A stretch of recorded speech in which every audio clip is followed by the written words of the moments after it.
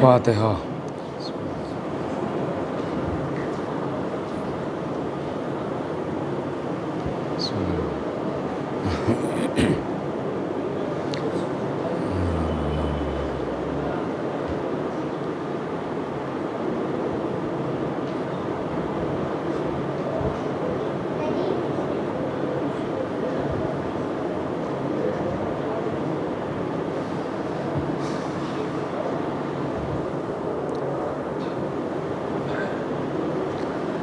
औज़ु बिल्लाहि मिन शर्रि शैतानिर रजीम।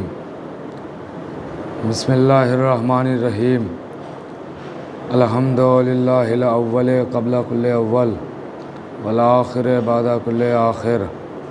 अल मारूफ़ मिन गैर रुविय्या अल खालिक़ मिन गैर रविय्या अल्लज़ी लम यज़ल क़ाइमन दाइमा इज़ला समाउन ज़ातो अबराज वला हुजबुन ज़ातो अरताज वला लैलुन दाज वला बहरुन साज वला जबलुन ज़ु फ़िजाज वला फ़ज्जुन ज़ु फ़िजाज वला अर्ज़ुन ज़ातो मिहाद वला ख़ल्क़ुन ज़ु तमाद ज़ालिका मुब्तदउल ख़ल्क़ व वारिसुहु व इलाहुल ख़ल्क़ व राज़िक़ुहु अस्सलातु वस्सलाम अलन नबील उम्मील मकील मदनील करशील हाशिमी अब्तहितहामी सैयदिल बही सिराजिल मुज़ी अल कौकबिद दुर्री अल बशीरिन नज़ीर सिराजिल मुनीर तोहरी ताहिर अद्दुर्रिल फ़ाखिर अल लमिज़ ज़ाहिर अल बहरिज़ ज़ाखिर अल मंसूरिल मुअय्यद अर रसूलिल मुसद्दद अल मुस्तफ़ल अमजद हबीब इलाहिल आलमीन अबी ज़हरा मुहम्मद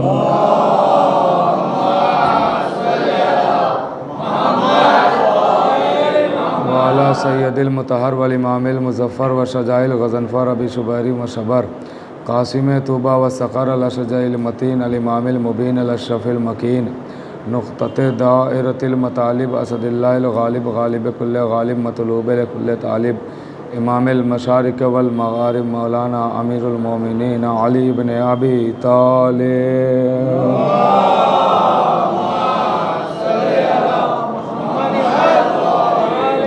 वाला सय्यदतिन निसाइल इंसियतिल हौरा उम्मिल आइम्मतिन नुक़बाई नुजबा बिन्त खैरिल अंबिया अत्ताहिरतिल मुतहरा अल बतूलिल अज़रा अस्सिद्दीक़ा बिल अक़वाल अर्रज़िया बिल मक़ाला अल मर्ज़िया बिद दलाला अर्राज़िया बिल अदाला सय्यदतिन निस्वान हबीबते हबीबुर रहमान फ़ातिमतुज़ ज़हरा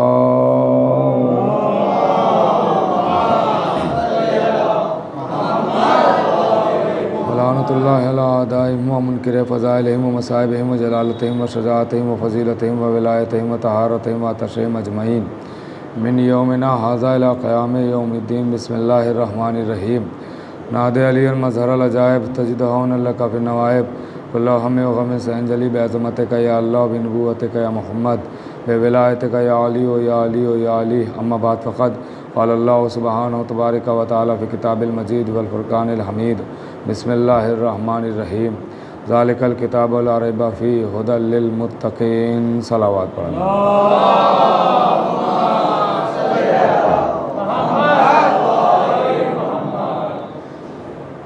मुअज़्ज़िज़ सामिन किराम अज़ादारन सय्यदुश शुहदा अलैहिस्सलातु वस्सलाम, आज ये पहली गुफ्तगू है, पहला मरहला है, तमहीदी बातें हैं जो आपसे आज करना है। बाकी इंशाअल्लाह बाकी बातें बाकी दिनों में हो जाएंगी। चंद बातें बस आज अर्ज़ करके गुफ्तगू को तमाम कर देना। सबसे पहले मैं जो हज़रात बाहर हैं उनसे गुजारिश करूँगा कि वो अंदर आ जाएं ताकि तमहीद में ज़्यादा वक्त न लेना पड़े और मैं मुकम्मल तरीके से आप तक बातें पहुँचा सकूँ।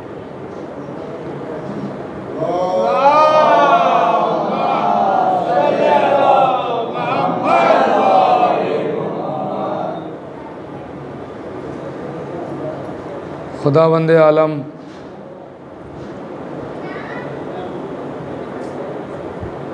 इरशाद फरमा रहा है, ये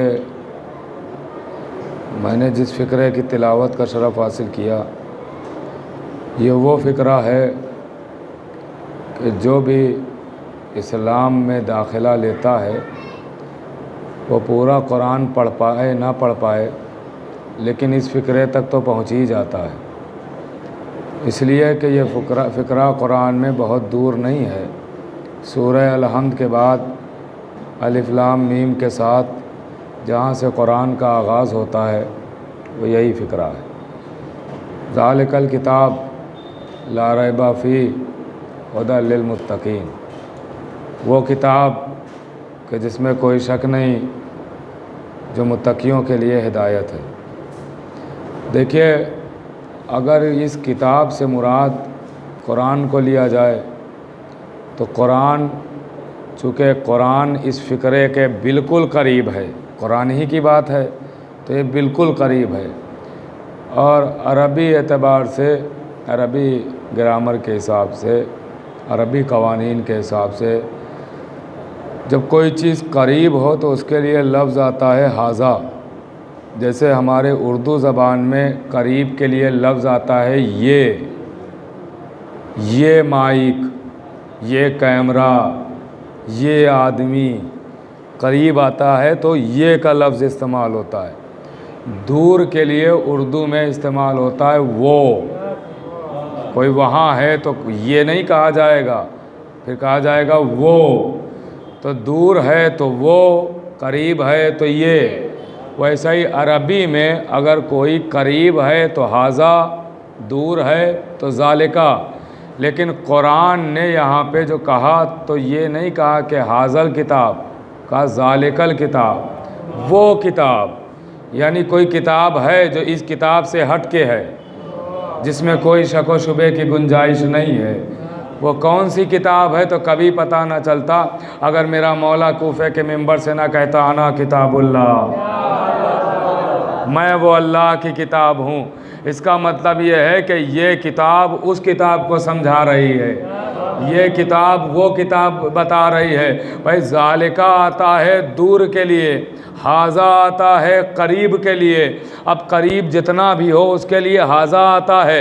आपके ज़हनों के और करीब हो जाऊं तो मौला अली बिल्कुल नबी के करीब थे, इसीलिए नबी ने कहा फ़हाज़ा अलीउन मौला। सलावात तो बड़े मोहम्मद व आले मोहम्मद।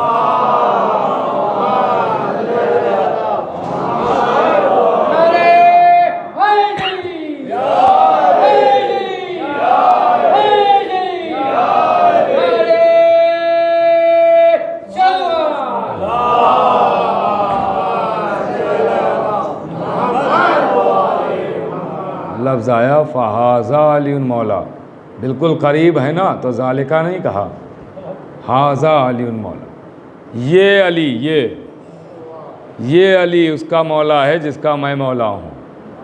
अब गौर कीजिएगा, बहरहाल आज तमहीदी गुफ्तगू है और आज सिर्फ उन्वान समझाना है। इन मजालिस का जो मैंने उन्वान रखा है वो है हिदायत। हिदायत उन्वान है। अब कुरान कह रहा है, अब इस हिदायत को आप जहन में रखिएगा, इंशाअल्लाह बातें वाज़ेह होती चली जाएंगी। हेडिंग बता दी गई है, उसके बाद किताब के अंदर क्या है वो इंशाअल्लाह इन मजालिस में वाज़ेह होता रहेगा। तो कुरान कह रहा है हुदल लिल मुत्तकीन, कुरान हिदायत करेगा। अब यहाँ से जुड़ जाइएगा, कुरान हिदायत करेगा मगर किसको? मुत्तकीन को। एक शराब खाने में इंसान नज़र आया उसको आप मुत्तकी कहेंगे? एक जुआ खाने में नज़र आने वाले को मुत्तकी कहेंगे? एक राह रास्त से भटके हुए को मुत्तकी कहेंगे? एक सिराते मुस्तकीम से इंसान दूर है उसे मुत्तकी कहेंगे? एक गुनाह पे गुनाह खुल्लम खुल्ला कर रहा है उसे मुत्तकी कहेंगे? का नहीं। तो मुत्तकी कौन है? का जो सही रास्ते पे चल रहा है, जो सीधे रास्ते पर चल रहा है। अब यहाँ से जुड़ जाइएगा, देखिए थोड़ा सा जहनों को आमादा रखिएगा। जो सही रास्ते पर चल रहा है वो मुत्तकी, जो राह मुस्तकीम पर चल रहा है वो मुत्तकी, जो नेक अमाल कर रहा है मुस्तकिल वो मुत्तकी। तो कुरान कह रहा है कि मैं हिदायत करूँगा मगर मुत्तकियों को।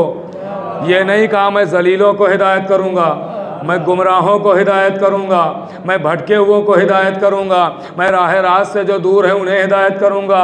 नहीं, कुरान कह रहा है मुत्तकियों को हिदायत करूँगा। ये तो वैसे ही बात हो गई जैसे कोई कहे कि हम डॉक्टर को डॉक्टर बनाएंगे, हम इंजीनियर को इंजीनियर बनाएंगे। भाई गौर फरमा रहे हैं आप? तो भाई कुरान कह रहा है कि एक इंसान मुत्तकी है, तो जब मुत्तकी है तो इसका मतलब सही रास्ते पर चल रहा है। तो जब सही रास्ते पर चल रहा है तो फिर कुरान क्यों कह रहा है कि हम सही रास्ते पर चलने वाले को सही रास्ता दिखाएंगे? भाई गौर नहीं फरमा रहे आप? कुरान खुद कह रहा है ना कि हुदल लिल मुत्तकीन, हम मुत्तकियों की हिदायत करेंगे, गुमराहों की नहीं, जलीलों की नहीं, राह रास्त से भटके हुओं की नहीं, सिराते मुस्तकीम से जो दूर है उनकी नहीं, जो सही रास्ते पर चल रहे हैं उनकी हिदायत करेंगे। जो मुत्तकी है उनकी, ये कुरान है, कोई बयान थोड़ी है, आयत है, कोई रवायत थोड़ी है। कुरान कह रहा है, कुरान कह रहा है कि मुत्तकियों की हिदायत करेंगे। जो मुत्तकी हैं, सही रास्ते पर चल रहे हैं, उनकी हिदायत करेंगे। तो भाई कुरान हिदायत करेगा उन्हीं की जो हिदायत याफ्ता हैं। तो पहले आइए ये समझिए कि मुत्तकी कौन है। तो नबी ने साफ साफ लफ्जों में कहा, या अली हुब्बो का तकवा वल ईमान, अय अली आपको जो चाहे वो मुत्तकी है। इसका मतलब कुरान से हिदायत लेने के लिए दामने अली थामना जरूरी है। भाई गौर कीजिएगा, कुरान से हिदायत पाने के लिए दामने अली से मुतमस्सिक होना ज़रूरी है। अगर दामने अली छोड़ दिया तो कुरान भी हिदायत ना करेगा। गौर कीजिएगा, कुरान से हिदायत लेने के लिए दामने अली थामना ज़रूरी है। कुरान कह रहा है हुदल लिल मुत्तकीन, नबी ने बताया मुत्तकी अली वाला।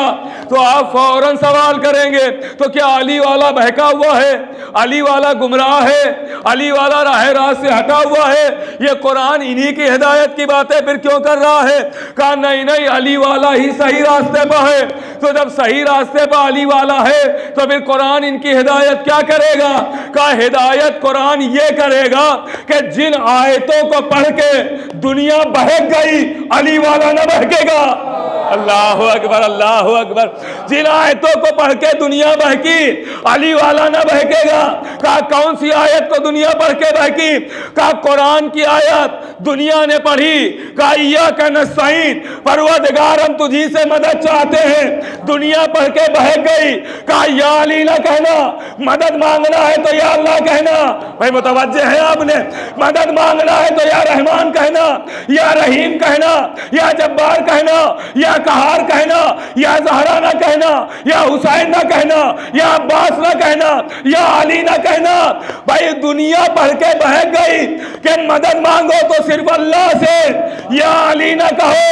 लेकिन अली वालों ने सिर्फ इय्याका नस्तईन नहीं देखा, खैबर का मैदान देखा, नबी के लम्हाए मुबारक देखे, लबों पर आई हुई नाज़े अली देखी। भाई सलावत तो बड़ा मोहम्मद वाले या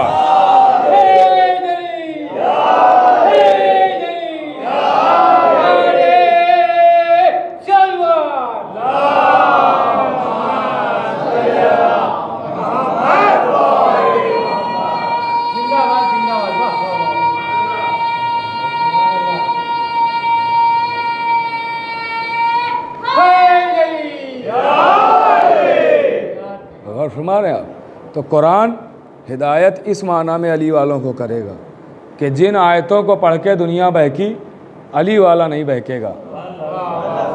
इसलिए कि ये कुरान लेने आया है तो अली के दरवाजे पर आया। भाई बगैर कोई पढ़ाने वाले के किताब पढ़ी नहीं जा सकती है। अगर ऐसा ही होता तो आज इतने कॉलेज क्यों हैं, स्कूल क्यों हैं? किताबें लाइए, बच्चों को दे दीजिए, पैसा भी बचेगा, वो गरीबों को दे दीजिएगा। एक सलावत पढ़े मोहम्मद वाले मोहम्मद।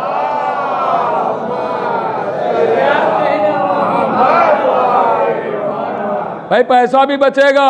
कहा नहीं नहीं, किताबें ला के दे देंगे, उससे काम थोड़ी चलेगा।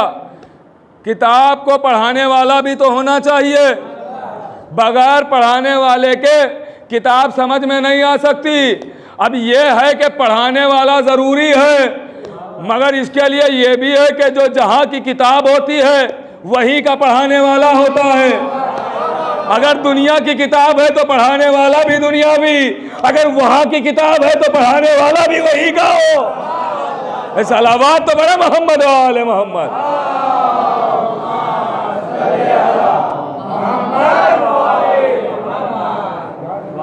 मेरे अजीज़ों, देखिए, मैं बुज़ुर्गों के लिए नहीं पढ़ता हूँ, मैं तो अपने हमसिन और कमसिन भाइयों के लिए पढ़ता हूँ। ये जो बच्चे बैठे हुए हैं, मैं इन पर मेरा हक है। इनको मैं डांट के भी समझा सकता हूँ जो छोटे हैं, और जो बड़े हैं उनसे भी हम लड़ के समझा सकता हूँ, उन पर हक है मेरा। लेकिन बुज़ुर्ग मुझसे बेहतर जानते, तो मैं उनकी खिदमत में अर्ज़ करूँ कि जो बाहर बैठे हुए हैं, फ़र्श अज़ा पे नहीं है, जो बुज़ुर्ग हैं उनसे मैं अर्ज़ ही नहीं कर रहा हूँ, लेकिन जो हमारे हमसिन और कमसिन भाई हैं उनके लिए मैं अर्ज़ कर रहा हूँ कि फ़र्श अज़ा की अहमियत जानते हैं कितनी है? फ़र्श अज़ा की, देखिए, बाहर बैठ के सुनना सवाब है, मगर सिर्फ सुनने का सवाब मिलेगा, फ़र्श अज़ा पे बैठने का नहीं। फ़र्श अज़ा पे बैठिए, देखिए, अभी कोई PM DM आ जाए तो हर कोई चाहता है कि उसके बराबर में खड़े होकर एक फ़ोटो खिंचवा लें, ताकि लोग समझें बड़ों से जान पहचान है। अरे बड़ों से रिश्ता जोड़ना है तो फ़र्श अज़ा पे बैठ जाइए। पता नहीं किसके पहलू में कौन बड़ा आके बैठ जाए, किसके पहलू में आदम बैठ जाए, नूह बैठ जाए, इब्राहिम बैठ जाए, मूसा बैठ जाए। मेरे अजीज़ों, और फ़र्श अज़ा की अहमियत बताऊं, जनाब हबीब नबी की भी ज़ियारत की, अली की भी ज़ियारत की, हसन की भी ज़ियारत की, हुसैन की ज़ियारत भी की, नुसरत भी की, दोस्ती भी है। जनाब हबीब इब्न मज़ाहिर, गौर कीजिएगा, दोस्ती भी है। जनाब हबीब कितने शरफ़ पाए? ज़ाहिर रसूल एक शरफ़, ज़ाहिर मौला अली एक शरफ़, ज़ाहिर इमाम हसन एक शरफ़, इमाम हुसैन की ज़ियारत एक शरफ़, इमाम हुसैन की नुसरत एक शरफ़, इमाम हुसैन से दोस्ती एक शरफ़, इमाम हुसैन के कातिब एक शरफ़। गौर फरमा रहे आप, इतने शरफ़ हबीब ने पाए। भाई, जो ज़ायरीन जाते हैं उनके नाम जनाब हबीब लिखते हैं, तो कातिब हुसैन भी हैं हबीब। भाई, ज़ाहिर हुसैन भी, नासिर हुसैन भी, कातिब हुसैन भी, ज़ाहिर रसूल भी, ज़ाहिर मौला अली भी, और ज़ाहिर इमाम हसन भी। इतने शरफ़ जनाब हबीब ने पाए। एक आलिम दीन ने हबीब को ख़ाम में देखा और कहा, है हबीब, आपको इतने शरफ़ मिले, ज़ाहिर रसूल, ज़ाहिर मौला अली, ज़ाहिर इमाम हसन, ज़ाहिर हुसैन, नासिर हुसैन, कातिब हुसैन। गौर कीजिएगा, और हुसैन के दोस्त। इतने शरफ़ पाने के बाद कि आज भी कोई तमन्ना है कि आपकी कोई ख्वाहिश है? कहा हाँ, एक तमन्ना है। कहा क्या? कहा कि हमें ये तमन्ना है कि हम जाके फ़र्श अज़ा हुसैन पर बैठे। अल्लाह अकबर, अल्लाह अकबर। आप समझे फ़र्श अज़ा की अहमियत क्या है? जबकि जनाब हबीब फ़र्श अज़ा पे आते हैं, लेकिन ये अज़मत समझा रहे हैं कि देखो, इतने शरफ़ पाने वाला वो भी ख्वाहिश करता है कि फ़र्श अज़ा पे आके बैठ जाएं। तो जब भी फ़र्श अज़ा पे पहला कदम रखें तो अल्लाह का शुक्र अदा करें कि उसने एक बार और जन्नत में बैठना नसीब फरमाया। ये शरफ़ है मेरे अजीज़ों। ये फ़र्श अज़ा कोई आम नहीं है, तख्ते सुलेमान से कहीं अफजल है। इसलिए सुलेमान के तख्त पर सुलेमान बैठते थे, यहाँ तो आदम, नूह, इब्राहिम, मूसा, ईसा, मलाइका सब बैठे हैं। और ये जन्नत से भी अफजल है, यह वहाँ से भी अफजल है। आप कहेंगे दलील क्या? दलील ये है कि भाई, अगर कोई 5 स्टार में रह रहा है, उससे कहें आए झोपड़ी खाली है, ऑफर है, रहिएगा?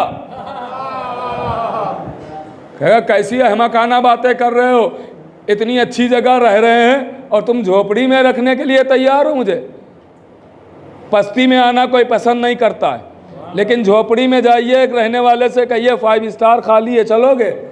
फौरन राजी हो जाएगा। क्यों? बुलंदी मिल रही है। इसका मतलब फितरत यह है कि पस्ती से बुलंदी की तरफ जाया जाता है। पता नहीं कौन समझा कौन नहीं समझा। पस्ती से बुलंदी की तरफ जाया जाता है, बुलंद पस्ती की तरफ आना नहीं चाहता है। अब फ़र्श अज़ा अफजल है कि नहीं, आप खुद अंदाजा लगाइए। फ़र्श अज़ा जब बिछता है तो यहाँ वाले वहाँ जाने की तमन्ना करते हैं या वहाँ वाले यहाँ आ जाते हैं। अल्लाह, खुद आप बताइए, ये फ़र्श अज़ा।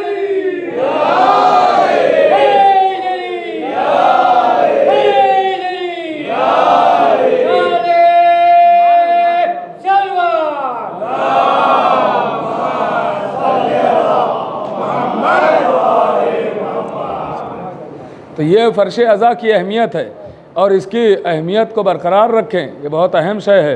देखिए, इंतज़ार हमेशा छोटे बड़े का करते हैं, बड़ों को इंतज़ार छोटे का नहीं करवाया जाता। गौर फरमा रहे हैं आप? अभी आप देख लीजिए, अगर कहीं पीएम आने वाला हो तो वहाँ का सीएम पहले पहुँचेगा। गौर फरमा रहे हैं आप? पब्लिक पहले पहुँचेगी। ऐसा नहीं है कि पीएम खड़ा हो कि सीएम आए मुझे लेने, नहीं, पीएम बाद में आएगा, सीएम पहले पहुँचेगा। गौर फरमा रहे हैं आप? पब्लिक पहले पहुँचेगी, इंतज़ार पब्लिक करेगी उसका। क्यों?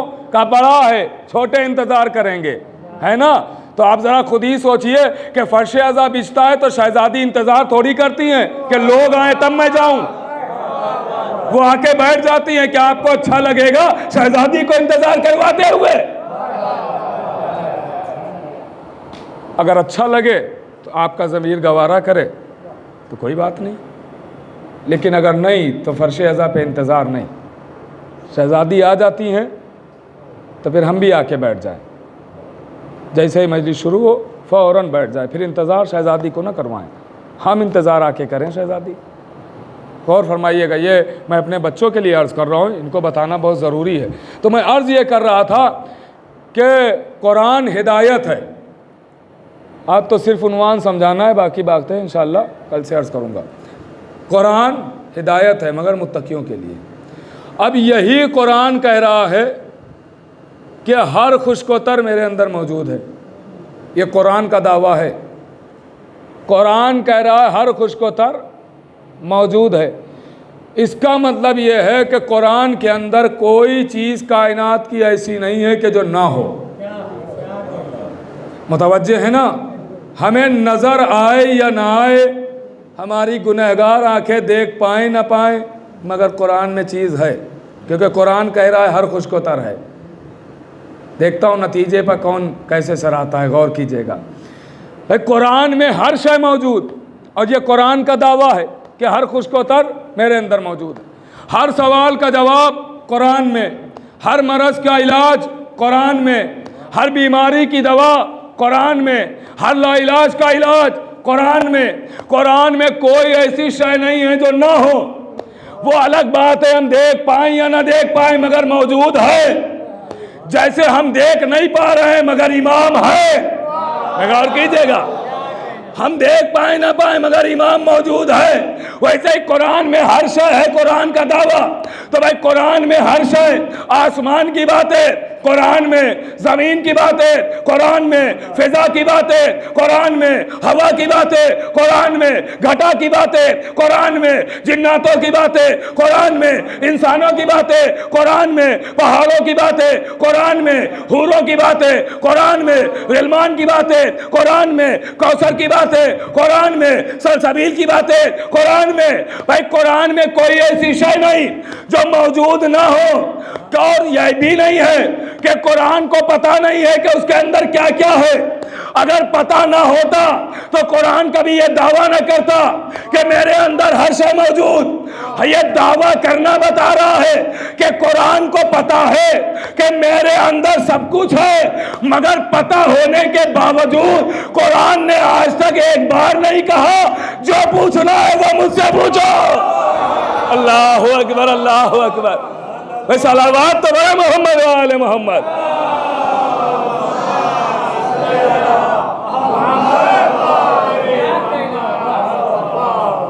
भाई कुरान को पता है कि मेरे अंदर सब कुछ है, मगर आज तक एक बार नहीं कहा कि सलूनी सलूनी, जो पूछना है वो मुझसे पूछो। एक बार कुरान ने नहीं कहा। एक आयत मिली, फसलू अहल जिक्र, जो पूछना है दरे अहले बैत पर चले जाना। बातें हमारी होंगी, समझाएंगे ये, आयतें हमारी होंगी, बताएंगे ये। गौर कीजिएगा, अगर कुरान समझना इनके दरवाजे पर चले जाना, यानी कुरान समझा रहा है कि मैं खुद को बगैर अहले बैत के काफी समझता नहीं, दुनिया ने कैसे समझ लिया। सलावत तो बड़े मोहम्मद वाले मोहम्मद।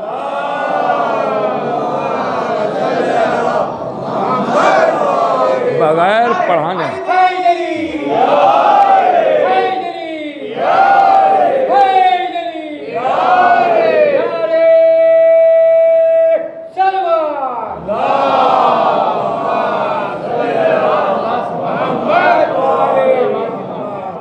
कुरान सरापा हिदायत है। इस कुरान को पढ़िए तो बगौर पढ़िए। बस आखिरी बातें अर्ज़ करूं, आखिरी मरहला, बाकी बातें कल से इंशाअल्लाह। बस टाइम का ख्याल थोड़ा आप भी रखिएगा ताकि मैं वक्त के अंदर बात तमाम कर दूं। दूर दूर से लोग आ रहे हैं, वो अपने घरों को सही और सलामती के साथ पहुंच जाएं, कोई तकलीफ़ ना हो, कोई ईज़ा ना हो उनको। टाइम से बात शुरू हो, टाइम पर ख़त्म हो जाए। तो कुरान है हिदायत। कुरान खुद कह रहा है अफला यतदब्बरूनल कुरान। कुरान कह रहा है क्या ये लोग कुरान में गौर नहीं करते हैं? देखिए, अब अगर कोई कहे कि ये भी ऐसी बातें नहीं पढ़ना चाहिए तो फिर कुरान ही पढ़ देना, पढ़ना छोड़ देना चाहिए। ये तो कुरान की आयतें ही मैं सुना रहा हूँ ना, कि कुरान कह रहा है कि क्या ये लोग कुरान में गौर नहीं करते हैं, कुरान में फ़िक्र नहीं करते हैं, तदब्बुर नहीं करते हैं, तफक्कुर नहीं करते हैं। इसका मतलब कुरान ऐलान कर रहा है कि गौर करना चाहिए। भाई इसका नतीजा निकालिए तो यही निकलेगा कि कुरान सिर्फ तिलावत के लिए नहीं है, तफक्कुर के लिए है। गौर करना चाहिए। आयतें पढ़िए तो गौर कीजिए कि समझाना क्या चाह रही है। सूरह पढ़िए तो तफक्कुर कीजिए कि समझाना क्या चाह रहे हैं, बताना क्या चाह रहे हैं। अब देखिए, कुरान की आयतों से आपको पता चलेगा, उसके लहजे से, कि कौन सी आयत फ़िक्र करने की इजाज़त दे रही है, कौन सी नहीं दे रही है। अब देखिए, थोड़ा सा अगर जहनों को आप आमादा रखेंगे तो मेरे लिए आसानी हो जाएगी। आयत का लहजा बताएगा कि फ़िक्र की इजाज़त है कि नहीं है, सोचने की इजाज़त है कि नहीं। आयतें पढ़िए कुरान की। बिस्मिल्लाहिर्रहमानिर्रहीम, शुरू करता हूँ अल्लाह के नाम से जो रहमान और रहीम है। आयत का लहजा बता रहा है, सोच सकते हैं, फ़िक्र कर सकते हैं, तदब्बुर कर सकते हैं, तफक्कुर कर सकते हैं, गौर कर सकते हैं। अल्हम्दुलिल्लाह रब्बिल आलमीन। सिर्फ याद दिलाऊंगा, मैं पूरी आयतें नहीं पढ़ूंगा, सिर्फ इशारे करूंगा, याद दिलाऊंगा। आयत का लहजा बता रहा है, फ़िक्र कर सकते हैं, सोच सकते हैं। पूरा सूरा पढ़ डालिए, आयात के लहजे बता देंगे, फ़िक्र कर सकते हैं, सोच सकते हैं। अलिफ लाम मीम ज़ालिकल किताब, लहजा बता रहा है, सोच सकते हैं, फ़िक्र कर सकते हैं। कुल मा साअलतुकुम मिन अजरिन फहुवा लकुम, आयत का लहजा बता रहा है, सोच सकते हैं, फ़िक्र करने की इजाज़त है। कुल ला असअलुकुम, आयत का लहजा बता रहा है, सोच सकते हैं, फ़िक्र करने की इजाज़त है। इन्नमा युरीदुल्लाह, आयत मैं याद दिला रहा हूँ, सिर्फ गौर कीजिएगा। आयत का लहजा बता रहा है, फ़िक्र करने की इजाज़त है। सब्बे हिस्मा, आयत का लहजा बता रहा है, फ़िक्र करने की इजाज़त है। व शाम्स, आयत का लहजा बता रहा है, फ़िक्र करने की इजाज़त है। व तीन, आयत का लहजा बता रहा है, फ़िक्र करने की इजाज़त है। आयात कुरानी पढ़ते जाइए, आयात के लहजे बताते चले जाएंगे कि सोचने की इजाज़त है कि नहीं है। अब आयतें पढ़ते पढ़ते एक मकाम पे पहुँचे, इरशाद हुआ या अय्युहर रसूलो बल्लिग मा उन्ज़िला इलैका मिन रब्बिक, ए रसूल पहुंचा दो जो तुम पे नाजिल किया जा चुका है। अगर ना पहुंचाया तो कोई कार्य रिसालत अंजाम नहीं दिया। आयत का लहजा बता रहा है, अब सोचने की इजाजत नहीं है। अरे अली की विलायत का मसला है, सोच के न मानना, बस मानना।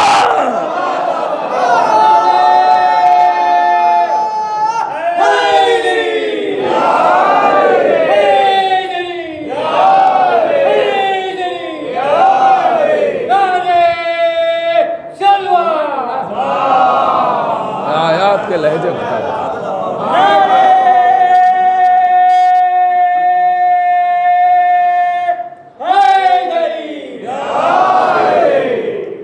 आयात के लहजे से पता चलेगा कि इजाज़त है तफक्कुर की कि नहीं। पूरी जिम्मेदारी के साथ मिंबर से अर्ज़ कर रहा हूँ।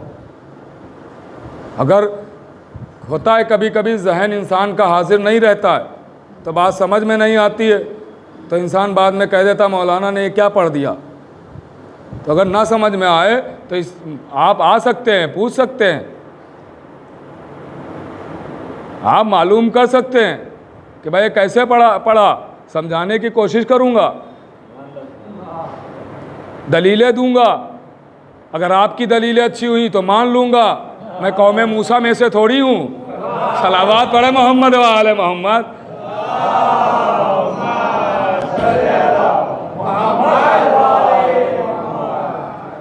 भाई देखिए ये इल्म इसी का नाम है ना, यहाँ जिद थोड़ी बताई जाती है, कोई जिद्दी थोड़ी होता है, जिद थोड़ी पैदा की जाती है। या आले मोहम्मद के फ़ज़ाइल हैं, पहुँचाने की कोशिश की जा रही। आप यही सोच रहे होंगे ना कि मौलाना ने तो बताया था हिदायत उन्वान है, सुना रहे हैं फ़ज़ाइल,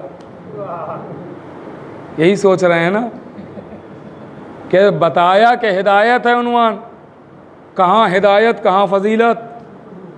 अरे भाई यही तो कहा जा रहा है कि इंसान आज तक समझ ही नहीं पाया कि हिदायत किससे होगी। ये बताइए आइम्मा के पास, अहले बैत के पास, नबी के पास जितने लोग आए उन्होंने क्या देख के कलमा पढ़ा, उनको क्या देख के हिदायत मिली।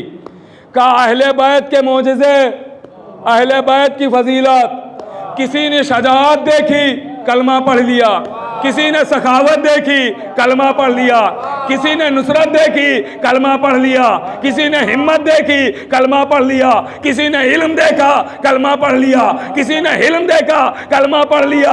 अरे आले मोहम्मद की जो फजीलतें हैं वही तो असल हिदायत है भाई। सबने जो कलमा पढ़ा तो आले मोहम्मद की फजीलत ही देख के तो कलमा पढ़ा। नबी के पास आ रहे हैं लोग और कह रहे हैं या नबी अल्लाह, वो खजूर का दरख्त लगा है, वहाँ से अगर यहाँ बुला लीजिए इसे तो मैं कलमा पढ़ लूँगा। ये कंकरियाँ पढ़ी हैं, बोलती नहीं हैं, ज़बान नहीं है, इनको कलमा अगर पढ़ा दीजिए तो हम भी कलमा पढ़ लेंगे। चांद है 2 टुकड़े कर दीजिए, हम भी कलमा पढ़ लेंगे। यही तो फजीलत है, इसीलिए तो फ़ज़ाइल सुनाए जाते हैं कि पता नहीं कि किसका दिल कब जाग उठे। और हमारा फ़ज़ाइल ही असल हिदायत है, और इसको मैं आहिस्ता आहिस्ता वजाहत करता रहूँगा। फ़ज़ाइल ही असल हिदायत है। तो कुरान हिदायत के लिए आया और कुरान फ़जीलतें भी सुना रहा, फ़ज़ाइल भी सुना रहा। अब देखिए कुरान में सूरह यूसुफ उठाइए और आखिरी आयत की तरफ जाइए। इरशाद हुआ कि कुरान के जो किस्से हैं वो इबरत के लिए हैं, दर्स के लिए हैं। कुरान के किस्से इबरत के लिए हैं, दर्स के लिए हैं, सबक के लिए। तो कुरान के किस्से हैं सबक के लिए, आप मुतवज्जे हैं ना। कुरान के किस्से हैं सबक के लिए, दर्स के लिए, इबरत के लिए। तो बचपन में माँ बाप ने कुरान पढ़वाया, पूरा कुरान बिस्मिल्लाह से लेके वन्नास की सीन तक पढ़ डाला, और उसके बाद कुरान को गिलाफ के अंदर लपेटा और फिर जो ताक में रखा तो मरने के बाद ही फिर सूरह रहमान के लिए निकला। गौर फरमा रहे हैं आप।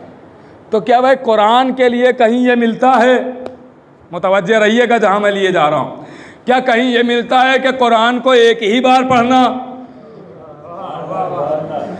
एक ही बार कुरान को पढ़ना कहीं ये मिलता है रवायत में, आयत में, किताबों में?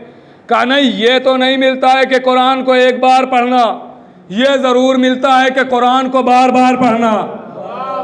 भाई गौर कीजिएगा, भाई ये ज़रूर मिलता है कि कुरान को पढ़ते रहना, बार बार पढ़ना। तो भाई जो बचपन में पढ़ा था वही बार बार पढ़ते रहना।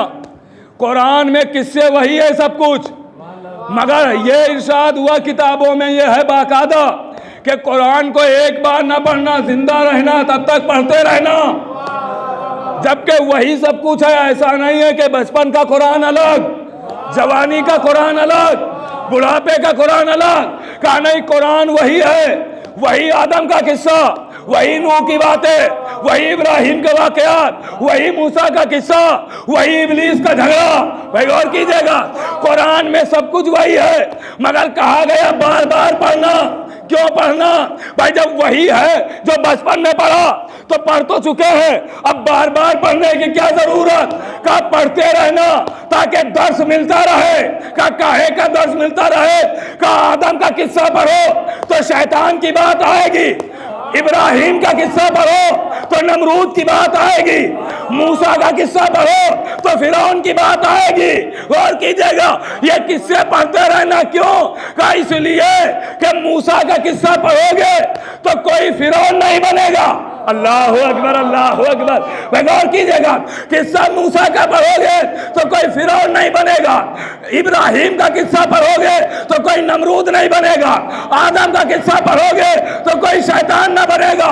बार बार पढ़ना ताकि कोई शैतान न बनने पाए, कोई नमरूद न बनने पाए, कोई फिरौन न बनने पाए। अब दुनिया हमसे कहती है वही खैबर और खंदक कब तक बढ़िएगा? अल्लाहु अकबर, अल्लाहु अकबर। वही खैबर और खंदक कब तक बढ़िएगा? अरे बार बार पढ़ेंगे, बार बार खैबर सुनाएंगे ताकि कोई मरहब न बनने पाए। अल्लाहु अकबर।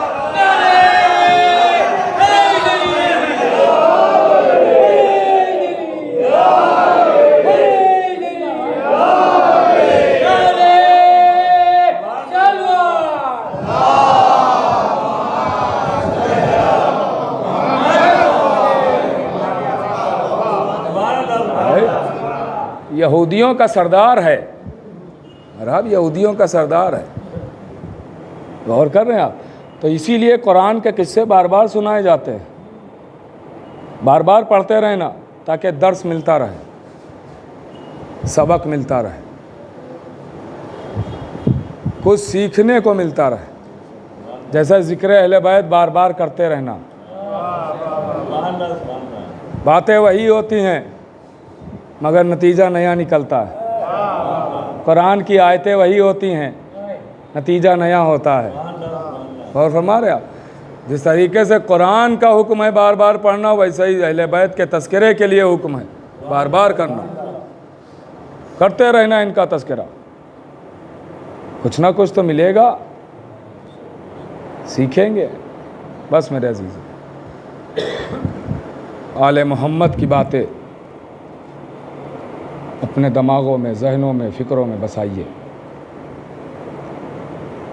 और जो चीज़ें आम तौर से मिंबर से नहीं बयान की जा सकती हैं, अब मैं बुज़ुर्गों से मुखातिब हूँ माज़रत के साथ, तो वो बुज़ुर्ग अपने बच्चों को घरों में बताएं।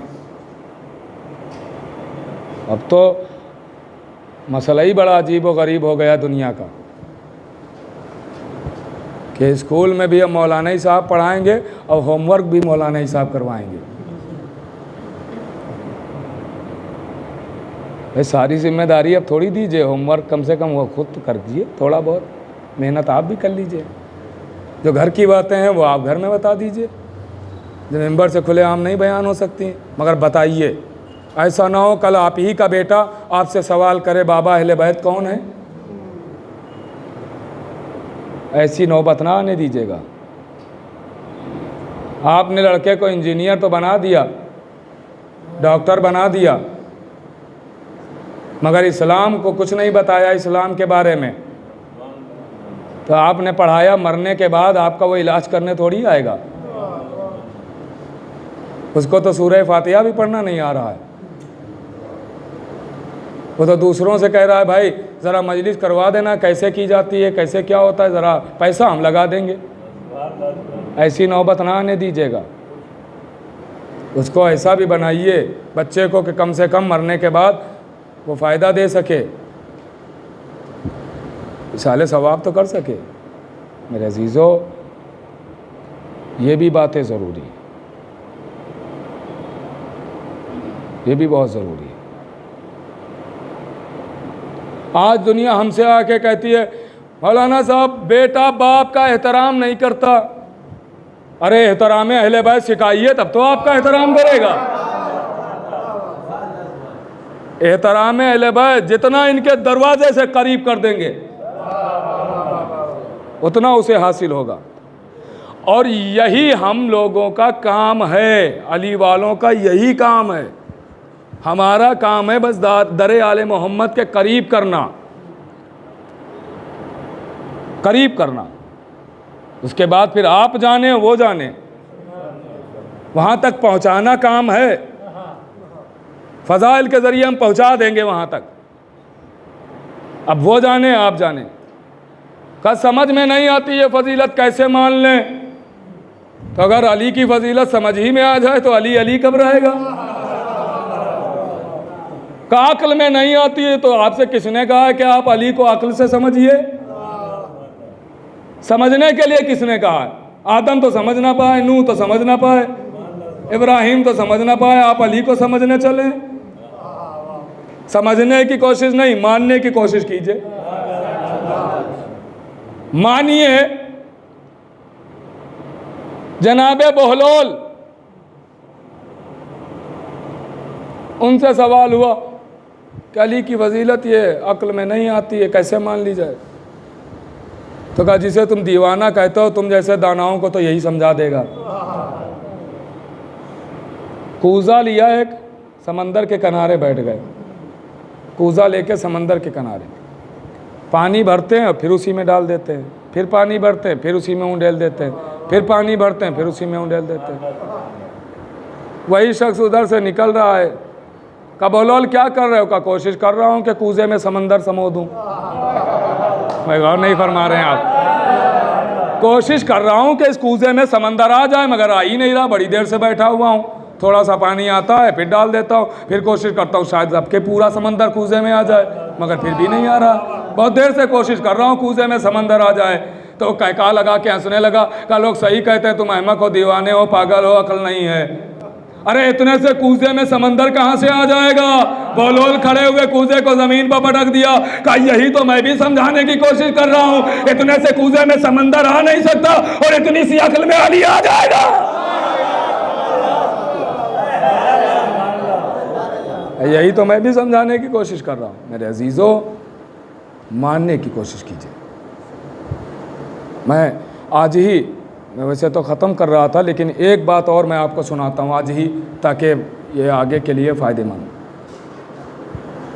ये भी रवायत है कि अहले बैत का इरफान हासिल करो, और ये भी रवायत है कि कोई इनकी मारिफत हासिल कर ही नहीं सकता। गौर कीजिएगा, ये भी है कि मारिफत हासिल करो, और ये भी है कि कोई मारिफत नहीं हासिल कर सकता। तो भाई जब हासिल हो ही नहीं सकती एक चीज़, तो उसकी तरफ बढ़ें क्यों? एक चीज़ हमें नहीं मिल सकती है, पता है नहीं मिल सकती है, तो कोशिश करने का फ़ायदा क्या है?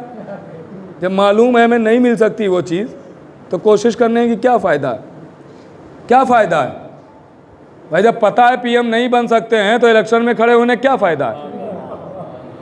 गौर फरमा रहे हैं आप? जो चीज़ कर सकते हैं, जिस मंजिल तक पहुंच सकते हैं, वो जहन में रखें। तो रवायत ये भी है कि मारिफत हासिल करो, और रवायत ये भी है कि मारिफत कोई हासिल नहीं कर सकता, और दोनों मोतबर हैं, दोनों सही हैं, दोनों रवायतें सही, दोनों मोतबर हैं।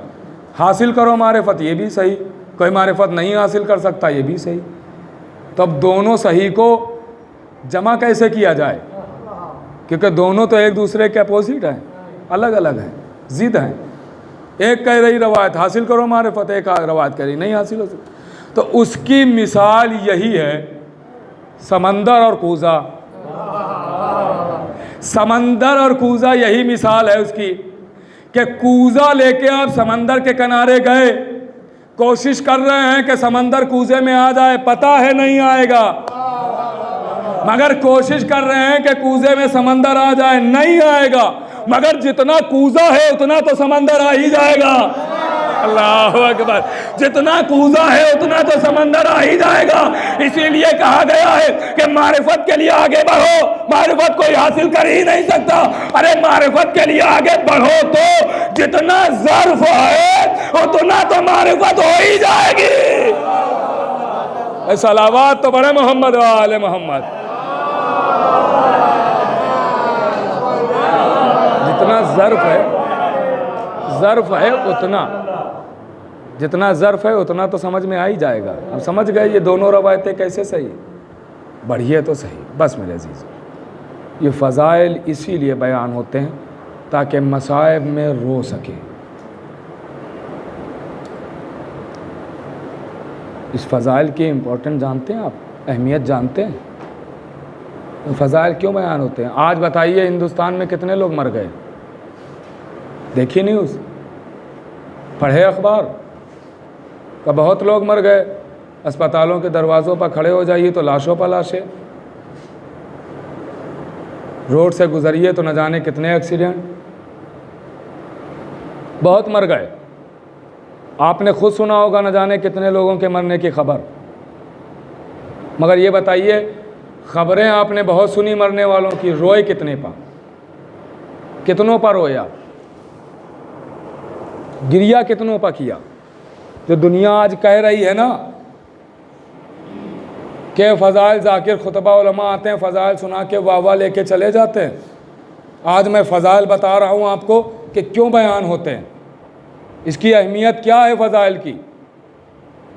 ये फ़ज़ाइल वाह सुबहान अल्लाह के लिए नहीं होते हैं, ये तो अली वाले खुश होते हैं तो इनका खून नहीं मानता है जो सुबहान अल्लाह कह देते हैं,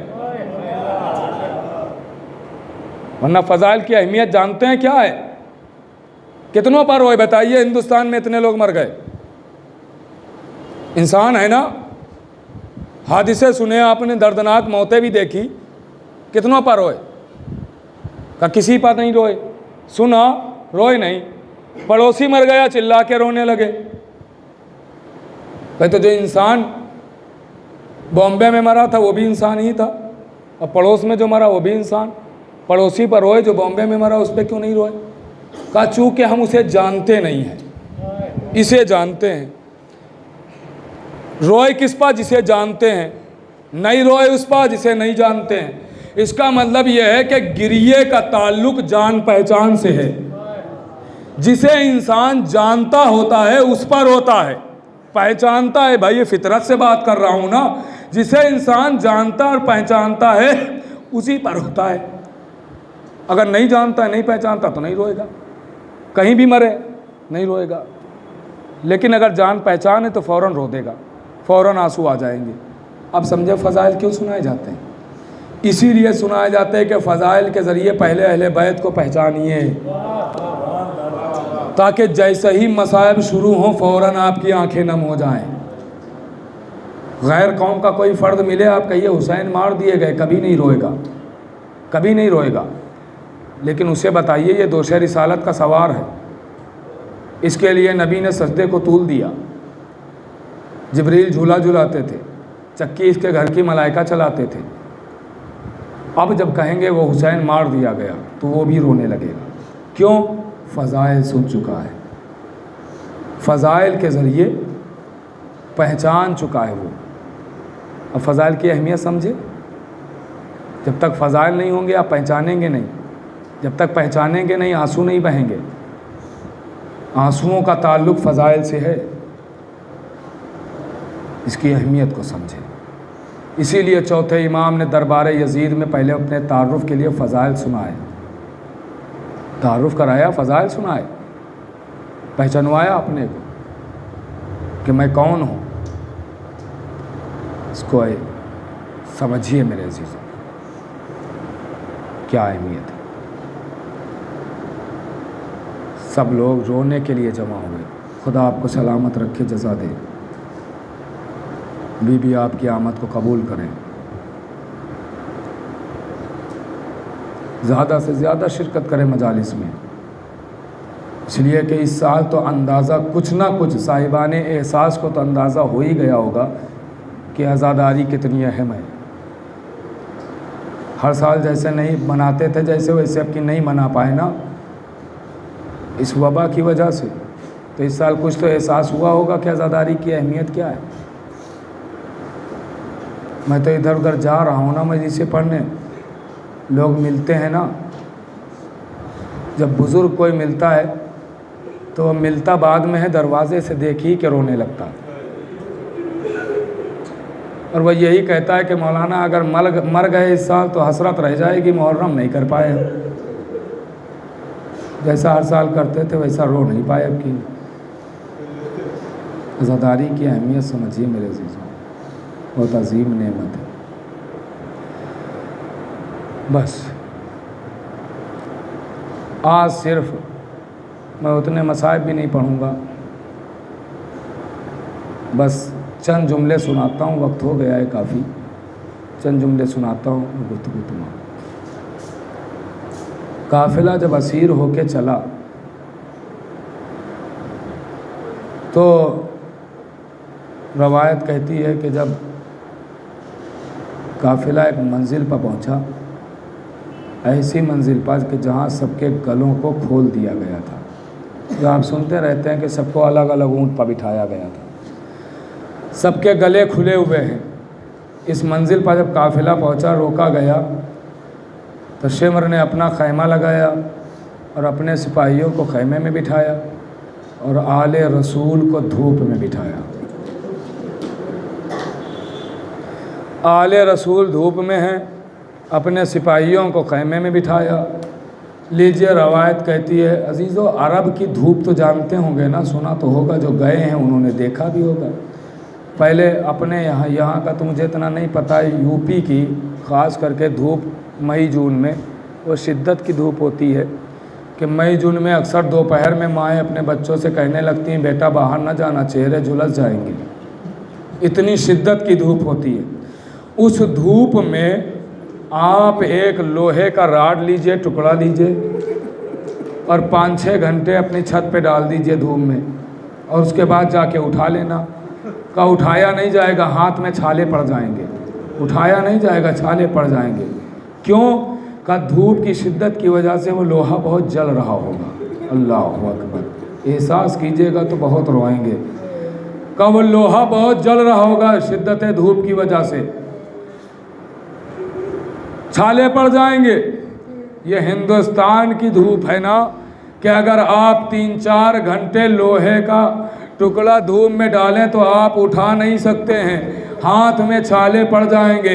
आप ज़रा सोचिए, वो अरब की चिलचिलाती हुई धूप और सैयद सज्जाद के हाथों में लोहे की हथकड़ियाँ, पैरों में बेड़ियाँ, कमर में लंगर, गले में खारदार तोप, और 4-5 घंटों की बात नहीं है, करबला से कूफा, कूफा से शाम।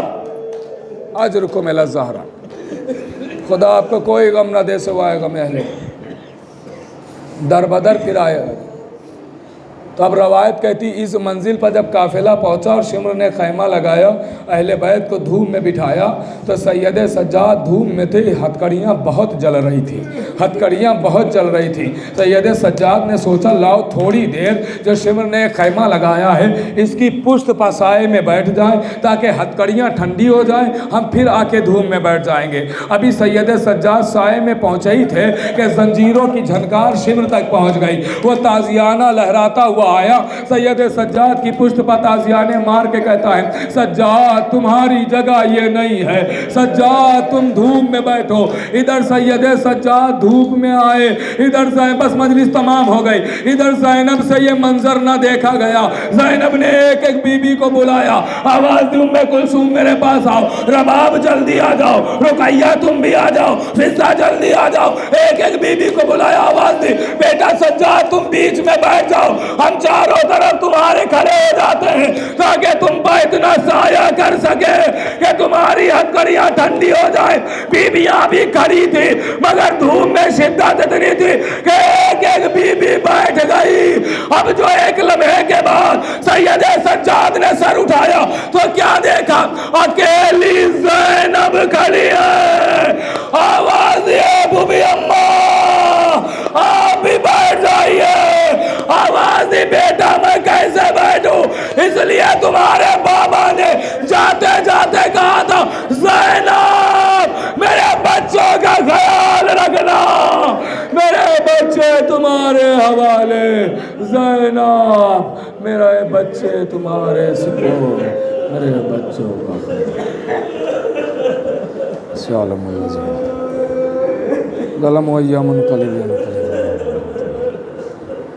परवरदिगार तुझे वास्ता मोहम्मद वाले मोहम्मद का हमारी इस इबादत को कबूल फरमा, हमारे गुनाह कबीरा और गुनाह सगीरा को माफ़ फरमा, बे औलाद न औलाद अता फरमा, बेरोज़गार न रोज़ी ना दे, मकरूज़ उनके कर्ज़ को दा, बीमार न शिफाए का, यहाँ जहाँ भी शियान हैदर करार उनकी जान माल इज़्ज़त की हिफाज़त, यहाँ जहाँ भी दुश्मन अहले बैत उनको निस्तना, जो बेनमाजी उनको नमाज की तौफ़ीक़ अता फरमा, जो हज ज़ियारत के मुश्ताक़ उनको हज ज़ियारत से मुशर्रफ। यहाँ जितने भी अफराद तशरीफ़ फरमाएँ जो बाहर से सुन रहे हैं उनकी तमाम दिली हाजात को पूरा फरमा। परवरदिगार इस वबा को जल्द अज जल्द नीस्तो नाबूद कर दे। परवरदिगार दुआओं में ख़ास दुआ ये है कि हमारे इमाम ज़माना के ज़ुहूर में ताजील फरमा और हुक्म के वाला अंसार में